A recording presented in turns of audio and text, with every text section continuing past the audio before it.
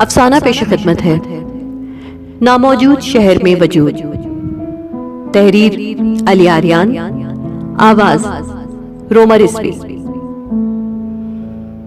منتظر نگاہ نے پھر اپنی باہیں وفا کے گلے میں ڈال دیں اور انگلیوں سے اس کے بال چھو کر کہنے لگا، آخر ایسا شہر بسا کے تمہیں کیا ملے گا جس میں صرف پٹولے ہی پٹولے ہوں؟ وفا نے ایک نظر اپنے پابند وفا محبوب کے چہرے پر ڈالی اور پھر کہنے لگی، اب کچھ نہیں ہو سکتا منتظر نگاہ، میں سارے انتظام کو حتمی شکل دے چکی ہوں.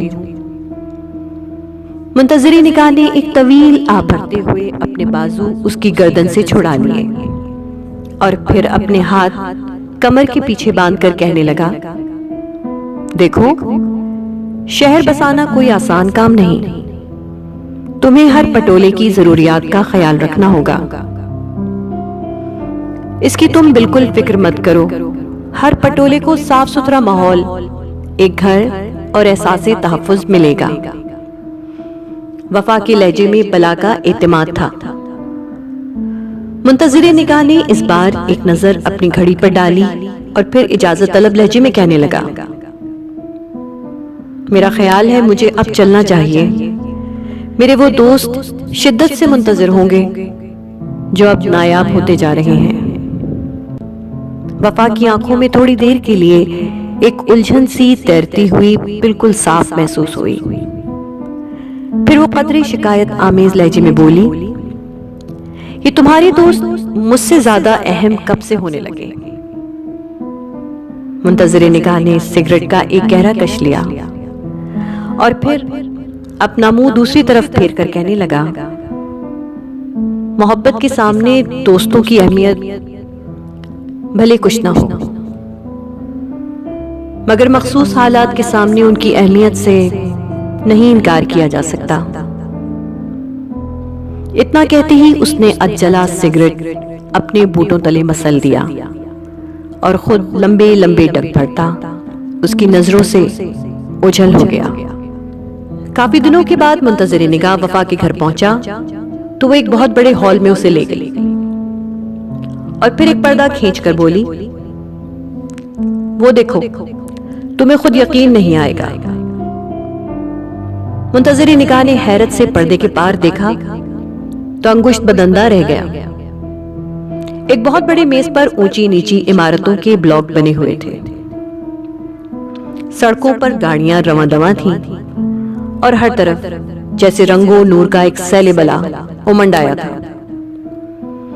وہ تھوڑا اور آگے ہو کر جھکا تو اس کی آنکھیں مزید پھیل کر رہ گئیں. گڈیاں اور پٹولے ٹھیلے بھر بھر کر بڑے بڑے شاپنگ مالز میں خریداری کر رہے تھے. اکثر پٹولے نئے ماڈل کی کاروں کی ڈرائیونگ سیٹ پر براجمان تھے اور وہ پیدل چلتے پٹولوں کو تنفر آمیز نظروں سے دیکھ کر پھر ساتھ بیٹھی پرغرور گڈی کی طرف متوجہ ہو جاتے تھے. منتظر نگاہ زیادہ دیر یہ منظر برداشت نہ کر سکا اور سڑکوں سے ہٹ کر بنائے گئے فلیٹوں کی طرف متوجہ ہو گیا. مگر یہاں بھی اسے ایک عجیب طرح کے تضاد سے الجھنا پڑا. کچھ فلیٹ ہر سہولت سے آراستہ و پیراستہ تھے اور کچھ فلیٹوں میں پٹولے خالی فرش پر لیٹے محض کھڑکی سے اندر آتی مدھم سی روشنی کو دیکھ رہے تھے. ایک فلیٹ کے اندر اس نے کسی ادیب پٹولے کو بھی دیکھا. اس کی نظریں بار بار الماری میں لگی اپنی لکھی ہوئی کتابوں پر جاتی تھیں اور پھر وہ کھڑکی سے باہر موجود شہر پر ایک نظر ڈال کر چپ کر جاتا تھا. پھر منتظر نگاہ کی نظر انہی فلیٹوں کے پچھواڑے بھی چلی گئی جہاں ایک خالی ہاتھ پٹولا چند دوسرے خالی ہاتھ پٹولوں سے کہہ رہا تھا، پتہ نہیں اس شہر سے جان کب چھٹے گی. اتنا سننا تھا کہ منتظر نگاہ کے جسم نے بے اختیار ایک جھرجھری سی لی. اس نے دکھ بھری آنکھوں سے اپنی تخلیق کار محبوبہ کی طرف دیکھا اور پھر کچھ کہنے کے لیے اس نے اپنے لب کھولے ہی تھے کہ وفا کی بے نیازی دیکھ کے اس کے ہونٹ وہیں پر ہی لڑکھڑا کر رہ گئے۔ پھر منتظر نگاہ کی نظریں شہر کے عین وسط میں بنے نجی اسکولوں پر جا کے ٹھہر گئیں، جن کے نوٹس بورڈز پر مختلف فیسوں کی مد میں چارجز آویزہ کر دیے گئے تھے۔ چند تختی بردار پٹولے بچے ان اسکولوں کے پاس سے گزر رہے تھے۔ منتظر نگاہ نے کان لگا کر سنا۔ ایک پٹولا بچہ ان فیسوں کے ہجے کر رہا تھا۔ اکائی، دہائی، سینکڑا، ہزار۔ ہزار کہتے کہتے اس کو چپ سی لگ گئی اور چہرے کا رنگ بدل گیا۔ پھر وہ اچانک بے حد چوکنا ہو گیا اور تیز تیز قدم اٹھاتا آگے والی ٹولی سے جا کر مل گیا۔ منتظر نگاہ وفا کے بسائے شہر کی ایک ایک چیز کو بڑے انہماک سے دیکھ رہا تھا۔ پھر اس نے دیکھا کچھ پٹولے اے سی والے کمروں میں ریموٹ کنٹرول بیڈز پر زیر علاج تھے، اور ان کی عیادت کو آنے والی گڈیوں کے پرفیومز کی خوشبو نے پورا اسپتال مہکا رکھا تھا۔ وہ اتنے جدید اسپتال کو دیکھ کر ابھی حیران ہو ہی رہا تھا کہ اس کی نظر شہر کے دوسرے کونے میں بنے اسپتال پر چلی گئی۔ اس کا سارا رنگ اڑا ہوا تھا، اور یہاں آنے والے مریضوں کے ساتھ آئے لوگوں کے چہرے ان سے سوا فخ تھے۔ ایک ہاہاکار ہر وارڈ میں مچی ہوئی تھی۔ نئے نئے بنے ڈاکٹرز شاید ہڑتال پر تھے، اور مریض تجرباتی نرسوں کی کال پر تھے۔ اسپتال میں دوائیں انقاں تھیں، اور نرسوں کے لکھے نسخوں کے پیچھے دوڑ دوڑ کر لواحقین کو غش آ رہے تھے۔ منتظر نگاہ جلد ہی اس منظر سے گھبرا سا گیا۔ اب وہ کوئی ایسا منظر دیکھنے کا متمنی تھا کہ جسے دیکھ کر اس کے دل و دماغ اور آنکھوں کو تراوٹ محسوس ہو۔ وہ اب وفا کے بسائے ہوئے شہر میں کوئی پارک ڈھونڈ رہا تھا۔ پھر ایک ایسا پارک اسے مل ہی گیا جس کے چاروں اور گارڈز تعینات تھے، اور اندر بڑے گھرانوں کی گڈیاں ٹہل رہی تھیں۔ ایک طرف رنگ برنگی اور خوبصورت کاروں کی لائن سی لگی ہوئی تھی۔ پھر اس نے دیکھا چند متوسط شکلوں والے پٹولے پارک کے بڑے گیٹ کے پاس آئے۔ انہیں دیکھتے ہی پارک کے نگرانوں کی آنکھوں میں ایک بیزار کن سی نفرت لہرائی، جو ایک نا ختم ہونے والی بحث پر منتج ہوئی۔ متوسط شکلوں والے پٹولے بڑی دیر ان نگرانوں سے الجھے رہے، اور جب نتیجہ مزید بدمزگی اور ہاتھا پائی تک پہنچنے لگا تو اسی پارک کے پچھواڑے ایک ایسے پلاٹ میں جا کر بیٹھ گئے جس میں پہلے ہی سے پھٹی ہوئی پینٹوں اور ٹوٹے ہوئے بٹنوں والے کرتے پہنے کچھ نو عمر پٹولے کرکٹ کھیل رہے تھے۔ ایک اکائی سی منتظر نگاہ کے حلق تک امنڈ آئی، مگر اس سے پہلے کہ وہ فاروق پکوان میں تلی ہر شے باہر اگل دیتا، وفا نے مسکراتے ہوئے چائے کا ایک کپ اس کے ہاتھوں میں تھما دیا اور بولی، تمہیں یقیناً میرا بسایا ہوا شہر پسند آیا ہوگا۔ ایک مقررہ مدت تک میں نے سب پٹولوں کو چھوٹ دے دی ہے کہ جس کا جو جی چاہے کرتا پھر۔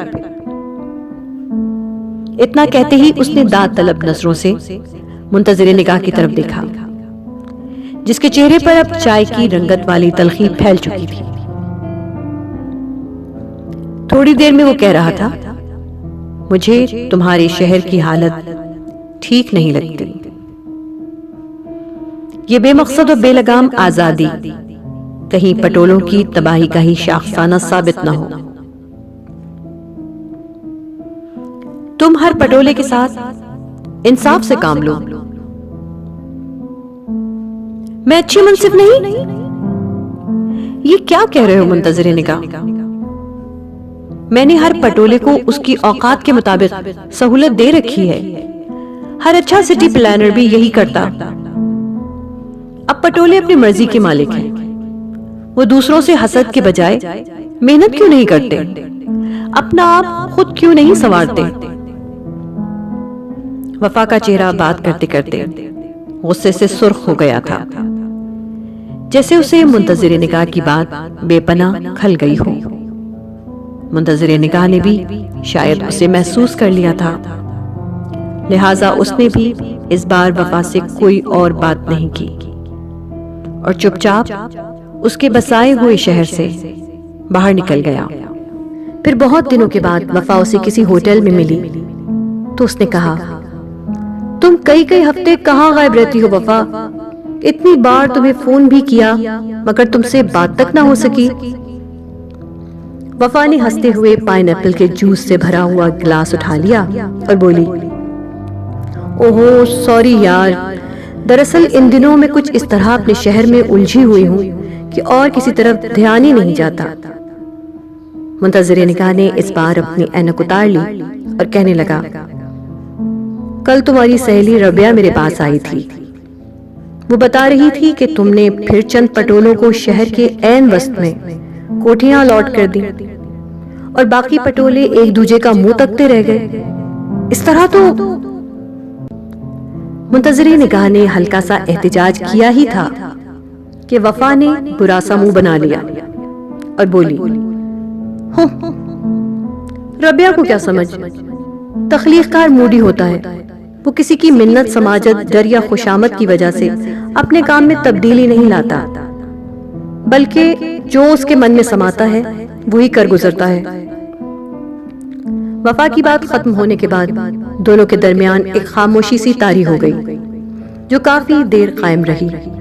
آخر منتظر نگاہ نے ایک سگریٹ سلگا لیا اور پھر ذرا آگے کو جھک کر کہنے لگا، مانتا ہوں یہ شہر ہمہ وقت تمہاری راہ کا منتظر ہے، مگر جانے وفا کوئی اور بھی تو ہے جو تمہاری نگاہ کا منتظر ہے۔ وفا کے چہرے پر شرم و حیا کی قوس و قزاسی اتر آئی، پھر وہ شرماتے ہوئے بولی، تم ایسا کیوں سوچتے ہو منتظر نگاہ؟ متلون تخلیق کار محبتوں میں مستقل مزاج نہیں ہو سکتے کیا؟ منتظر نگاہ کو تھوڑا سا حوصلہ اور ہوا، وہ کہنے لگا، میرا خیال ہے ہمیں ایکویریس کے مہینے میں شادی کر لینی چاہیے۔ ہاں اگر تب تک میرے شہر کے حالات ٹھیک ہو گئے تو۔ وفا نے بیچ میں ہی لقمہ دیتے ہوئے کہا، کیوں؟ تمہارے شہر کو کیا ہو گیا؟ منتظر نگاہ چونک اٹھا، وفا کے چہرے پہ اچانک ایک افسردگی سی طاری ہو گئی، پھر وہ ہونٹ کاٹ کر بولی، باوجود اس کے میں نے پورے شہر میں نجی اسکولوں کا ایک جال سا بچھا رکھا ہے، مگر پٹولوں کے اندر عجیب و غریب عادتیں پرورش پا چکی ہیں۔ صرف یہی نہیں کہ وہ کسی کو خوش دیکھنا ہی نہیں چاہتے، بلکہ اب تو وہ دوسروں کی ذاتیات کو بھی شامل گفتگو کرنے لگ گئے ہیں۔ شروع میں اسے میں مقابلہ آرائی کا رجحان سمجھی جو سوسائٹی کی بقا کے لیے ضروری بھی ہے، مگر اب بات بہت آگے نکل گئی ہے۔ اتنا کہتے ہی اس نے پریشانی میں اپنا بیگ اٹھا لیا اور جیسے کچھ ہونے والا ہو کی کیفیت سے دوچار ہوتے ہوئے میز سے اٹھ کھڑی ہوئی، پھر جب تک منتظر نگاہ اسے روکنے کے لیے ہاتھ اٹھاتا، اس کے گلابی پاؤں ہوٹل کا مرکزی دروازہ بھی پار کر چکے تھے۔ وفا کی بے چینی پھر بڑھتی ہی چلی گئی۔ پٹولوں کے شہر اور شہر والی گڈیوں نے اسے منتظر نگاہ، اپنی سہیلی ربیہ اور اپنے آپ سے بالکل ہی بیگانہ کر دیا۔ وہ مہینوں اپنے کمرے سے باہر آتی، نہ کسی سے بات کرتی۔ یہ صورتحال ربیہ سے برداشت نہ ہو سکی اور وہ ایک دوپہر منتظر نگاہ کے پاس پہنچ گئی اور اس نے کہا، پٹولوں نے وفا کو پاگل پن کے دہانے پہنچا دیا ہے۔ تم کیسے عاشق ہو جو اپنی محبوبہ کو یوں پاگل ہو جانے دو گے؟ منتظر نگاہ کے چہرے پر ایک عجیب و غریب سا کرب پھیل کر رہ گیا، پھر وہ مٹھیاں بھیجتے ہوئے کہنے لگا، میں اس کے لیے کر ہی کیا سکتا ہوں بھلا؟ وہ خود اپنا بسایا ہوا شہر چھوڑنے کو تیار نہیں۔ دیوانوں جیسی باتیں مت کرو منتظر، ربیہ بپھر گئی۔ کوئی آرٹسٹ اپنے ہاتھوں اپنی تخلیق تباہ نہیں کر سکتا۔ پھر کیوں تم چاہتے ہو کہ وہ اپنے شہر کو چھوڑ؟ ربیہ اور اونچا بولنے ہی والی تھی کہ منتظر نگاہ نے اس کی بات کاٹ دی اور بولا، آرٹسٹوں کو اپنے یوٹیوبیوں سے باہر آنا چاہیے، یہ زندگی ہے، کوئی پٹولا کسی دوسرے کے خیالات کے سانچے میں پوری طرح نہیں ڈھل سکتا۔ وہ سمجھتی کیوں نہیں؟ ان باتوں سے فائدہ؟ ربیہ پھر بول پڑی، میں صرف یہ کہنے آئی ہوں کہ میرے ساتھ وفا کے گھر تک چلو، وہ ایک عرصے سے کھانا پینا بھی ترک کر چکی ہے، ایک ایک لمحہ اس پر قیامت بن کر گزر رہا ہے۔ جو اس کی اپنی چوائس تھی ربیہ، تخلیق کار بننا ہے تو پھر یہ چیزیں تو اسے برداشت کرنا پڑیں گی۔ منتظر نگاہ کی آواز اس بار بے حد پرسکون تھی۔ سمجھنے کی کوشش کرو منتظر، انسان صرف انسانوں سے پیار کر سکتا ہے، اب یہ الگ کہ وہ ان سے کٹ کے اپنے فن میں چھپ جائے۔ وفا کا مسئلہ بھی یہی ہے، وہ نہیں جانتی کہ فن آدمی کو تحسین تو دلا سکتا ہے مگر کسی کے پیار کا یقین نہیں دلا سکتا۔ ربیہ کے لہجے میں کچھ ایسے استدلال ضرور موجود تھے کہ منتظر نگاہ کی پیشانی پر سوچ کی شکنیں سی نمودار ہو گئی۔ پھر اس نے کہا، مگر میرا وہاں جانا اتنا ضروری کیوں ہے جبکہ یہ کام تو تم خود بھی کر سکتی ہو، آخر دوست ہو اس کی۔ ربیہ کے چہرے پر اس بار ایک طنزیہ سی مسکراہٹ رینگ گئی۔ پھر وہ کہنے لگی، شاید تم نے سنا نہیں کہ دوستی کا کہا صرف کہا ہوتا ہے مگر محبت کا کہا حکم کا درجہ رکھتا ہے۔ منتظر نگاہ ایک بار پھر سوچ میں پڑ گیا اور اس بار بڑی دیر بعد اس نے سر اٹھایا اور کہا، مگر میں ایک شرط پہ تمہارے ساتھ وفا کے گھر تک چل سکتا ہوں۔ کیسی شرط؟ کون سی شرط؟ ربیہ بے اختیار ہکلا کر رہ گئی۔ منتظر نگاہ نے اس بار اپنا سگریٹ ہونٹوں میں دبا لیا اور پھر اپنا چہرہ اس کے دھوئیں کے پیچھے چھپا کر کہنے لگا، اگر وہ اپنے شہر سے باہر نہ آئی تو تم مجھ سے شادی کر لو گی۔ پہلی بار ربیہ کے چہرے پر کچھ فکر مندی سی ثبت ہو گئی۔ اس نے بڑی تیزی سے پرس سے اپنا چوئنگ گم باہر نکال لیا اور پھر اسے چبا کر کہنے لگی، تم ایسی شرطیں کیوں باندھنے لگے جو پوری نہ ہو سکیں؟ خود سوچو، اگر وہ شہر سے باہر آ گئی تو میرا کیا بنے گا؟ اس سوال کا جواب شاید منتظر نگاہ کے پاس بھی نہیں تھا۔ اس نے خاموشی سے اپنا سگریٹ ایش ٹرے میں بجھا دیا اور پھر میز پر پڑی ربیہ کی گاڑی کی چابی اٹھا کر بولا، چلو پھر وفا کے بسائے ہوئے شہر کی طرف۔ وفا کے گھر کے سامنے پہنچتے ہی منتظر نگاہ نے ربیہ کی گاڑی گلی میں ہی ایک طرف روک دی اور ربیہ سے کہنے لگا، کیا خیال ہے، چلو گی میرے ساتھ؟ ربیہ نے عجیب سی نظروں سے اس کی طرف دیکھا اور پھر کہنے لگی، تم شاید پھر بھول گئے ہو منتظر نگاہ، جس گلی میں محبت اپنے قدم رکھ دے، دوستی وہاں سے یوں اٹھتی ہے کہ جیسے کوئی جہاں سے اٹھتا ہے۔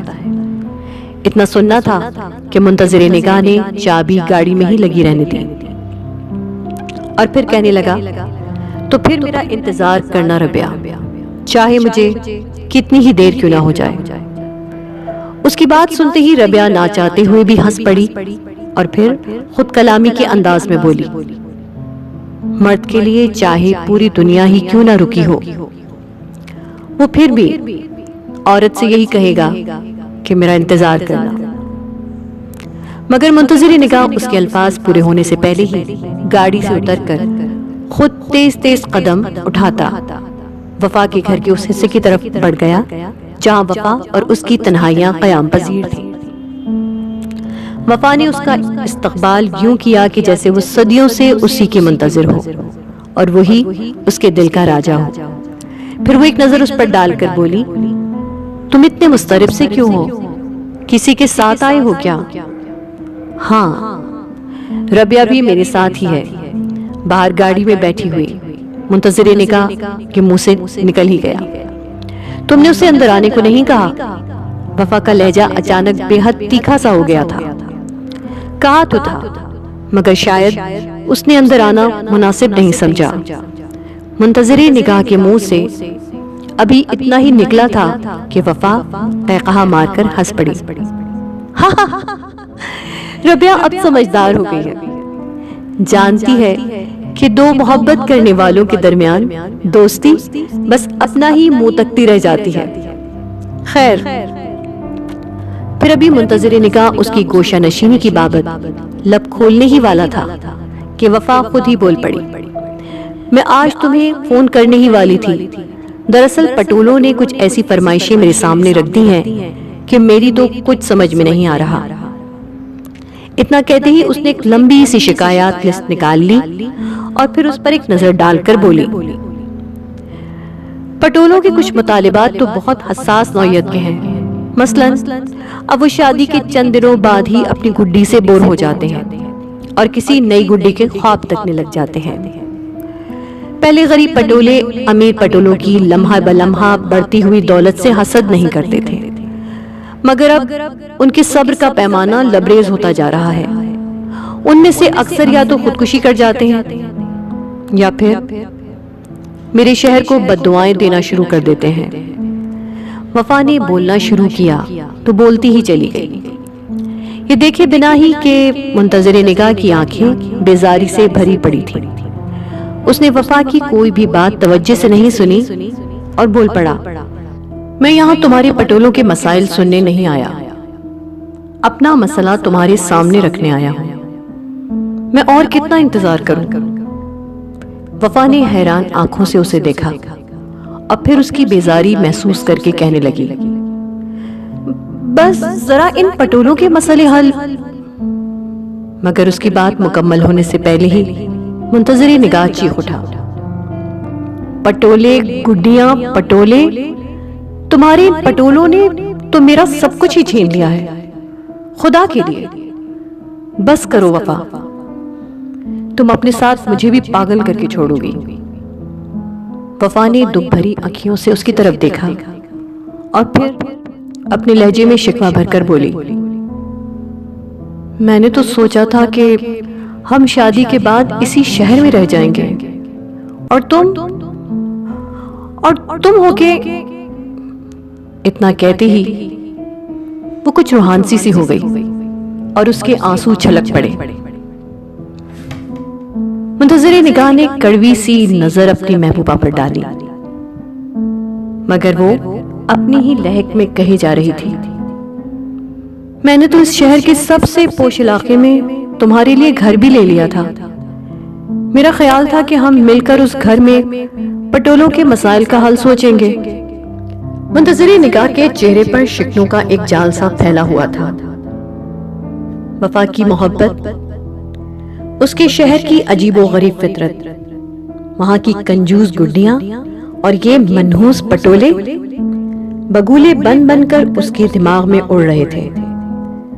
پھر اسے یوں لگا کہ جیسے وہ بھی کوئی پٹولا ہو جسے وفا قید کر کے اپنے شہر میں ڈالنا چاہتی ہو، وہ بھی اپنے لیے نہیں بلکہ اپنے پٹولوں کے لیے۔